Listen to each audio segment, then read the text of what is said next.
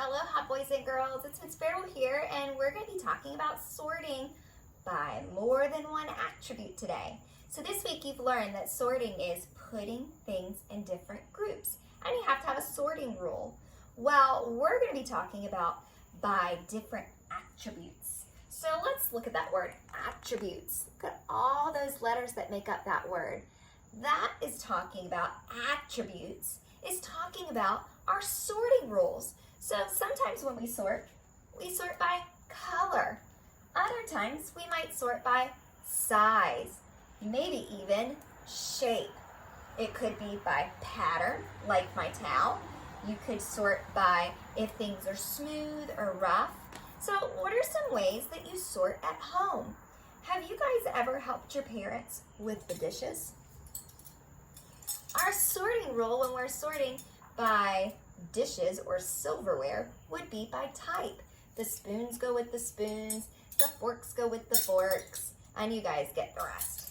Well, another way to sort at home, have you ever done laundry?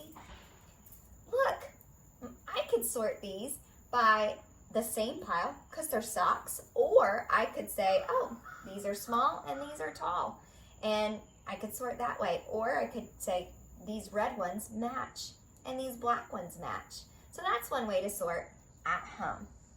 So today I'm going to be using some Legos, and let's talk for a second about how we can sort our Legos. Now the first thing I notice about my Legos are they're very colorful. So I'm going to take color as my first sorting rule.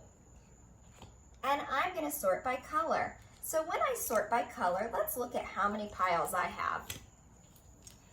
I have 3 different groups, green, red, and blue. Now, if I were to change my sorting rule and I were to do a different way, I could sort by the number of bricks. So if I were to count how many bricks, this is like a 6 brick. So I could take all the 6 bricks and put them in a pile. This one only has 2 bricks, so I put that one in a pile. And these ones, these each have their own number of bricks, so I put those in piles. So then we have 4 piles. Well, I can sort this in another way. I could take these same objects and I can put all of the tall ones in a pile and the flat one in another pile. Same objects, different way of sorting, another sorting rule. Let's look at another example. I have some magnetiles. Now, looking at my magnetiles, what's one thing you notice? They're different shapes. So if I were to sort by another attribute, I might put all of the squares in a pile and all the triangles in a pile. How many piles do I have? Just 2. If I were to change it and sort by size, well, let's look. I have a big pile, a medium pile,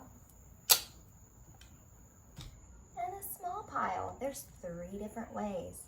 And the last way, well, I might want to choose to sort these by color. So even though this really big one is different shape from this one, there's still the color blue, so they go in a pile. And I can take my yellows, my oranges, my green, and have, again, 4 different piles. So that's just how we sort by more than one way or by more than one attribute. Thanks for sorting with me, and try it at home. Go look at your toys. Maybe you have some cars or some Shopkins, whatever it is, sort them one way and then think really hard. Maybe you have some animals and you can sort by whether they can run or swim or fly. Think about what your sorting rule is.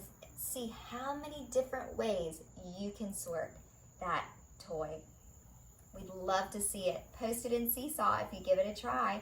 And thanks for hanging out with me. Aloha. Have a a wonderful rest of your day.